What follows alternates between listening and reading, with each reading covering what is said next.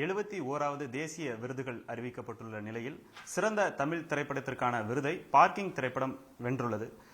திரைப்படத்தின் நடிகர் கதாநாயகர் நம்மோடு இணைந்திருக்கிறார் ஹரிஷ் கல்யாண். அவர்கிட்ட கேட்போம். சார் வணக்கம் சார்.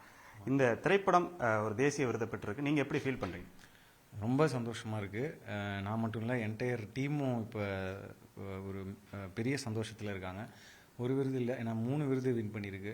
MS பாஸ்கர் சாருக்கும் ஒரு விருது கிடச்சிருக்கு, ஸ்க்ரீன் பிளேக்கு இயக்குனருக்கு விருது கிடச்சிருக்கு. ரொம்ப சந்தோஷமாக இருக்குது. ஏன்னா அந்த படத்தை ஃபஸ்ட்டு நான் படத்தோட கதை ஃபஸ்ட்டு கேட்கும்போது ரொம்ப இன்ட்ரெஸ்டிங்காக பட்ட விஷயமே அந்த 2 பேருக்குள்ளே இருக்கிற ஈகோ அண்ட் இந்த படத்துடைய ஸ்க்ரீன் பிளே தான். ஸோ அதுக்கு விருது கிடச்சிருக்கு. இன்னொன்று வந்து என்னென்னா, அந்த கதையில் வந்து ஒரு ஹீரோ கேரக்டருக்கு ஈக்குவலாக சொல்லப்போனால் ஒரு பிடி மேலேயே அந்த இன்னொரு கேரக்டர் வந்து அவர் எழுதியிருந்தார். ஸோ அது வந்து MS பாஸ்கர் சார் மாதிரி ஒரு நடிகர் நடித்தா எப்படி இருக்கும்னு யோசிச்சதுலேருந்து ஆரம்பித்து இன்றைக்கி படம் வந்து ரிலீஸ் ஆகி ஹிட் ஆனதுக்கப்புறம் ஒரு மிகப்பெரிய ஒரு அங்கீகாரம் கிடச்சிருக்கு. ஏன்னா தேசிய விருதுன்றது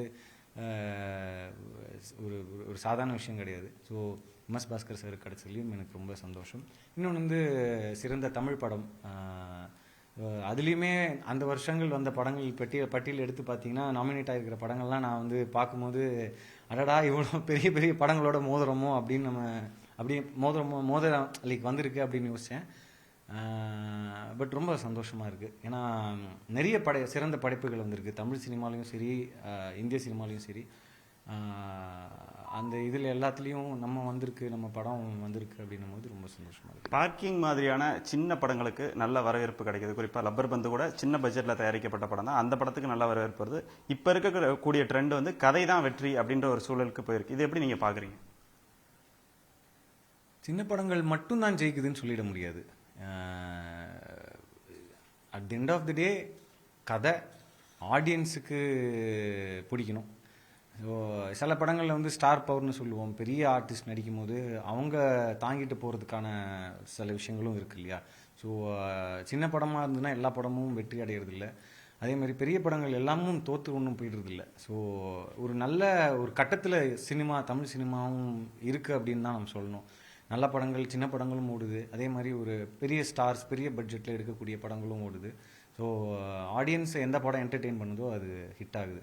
அதுதான். அதே போல் நம்ம கதையை பற்றி பேசிட்டு இருக்கும்போது உங்கள் கதை தேர்வு ரொம்ப யூனிக்காக இருக்குது. கிட்டத்தட்ட ரப்பர் பந்தாக இருக்கட்டும், இந்த படமாக இருக்கட்டும், இந்த கதை தேர்வு எப்படி நீங்கள் தேர்வு பண்ணுறீங்க? இந்த கதை நல்லா இருக்கும் அப்படின்னு ஒரு ஆடியன்ஸாக தான் யோசிக்க வேண்டியதாக இருக்கு இல்லையா ஃபஸ்ட்டு நம்ம கதை கேட்கும்போது. ஸோ அப்படி யோசிக்கும் போது இது எந்த விஷயம் எனக்கு கனெக்ட் ஆகுது, நமக்கு கனெக்ட் ஆகுறது தானே ஆடியன்ஸுக்கும் கனெக்ட் ஆகுன்ற ஒரு தாட்டில் தான் நான் கதை கேட்பேன்.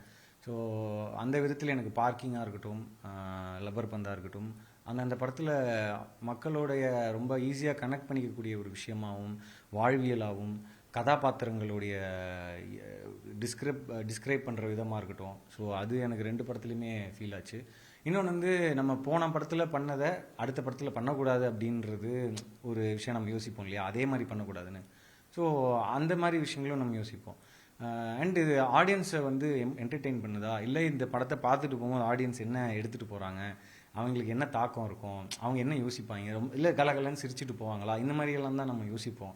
ஸோ ஒவ்வொரு படமும் ஒரு அனுபவத்தை கொடுக்கும். இப்போ லப்பர் பந்து கொடுத்த அனுபவத்தை பார்க்கிங் கொடுக்காது, பார்க்கிங் கொடுத்த அனுபவத்தை லப்பர் பந்து கொடுக்காது. பட் அந்த அனுபவமே ஒரு நல்ல அனுபவமாகவும் ஒரு வித்தியாசமான அனுபவமாகவும் எல்லா படமும் இருக்கணும் அப்படின்னு நான் நினைப்பேன். ஸோ அதுதான்.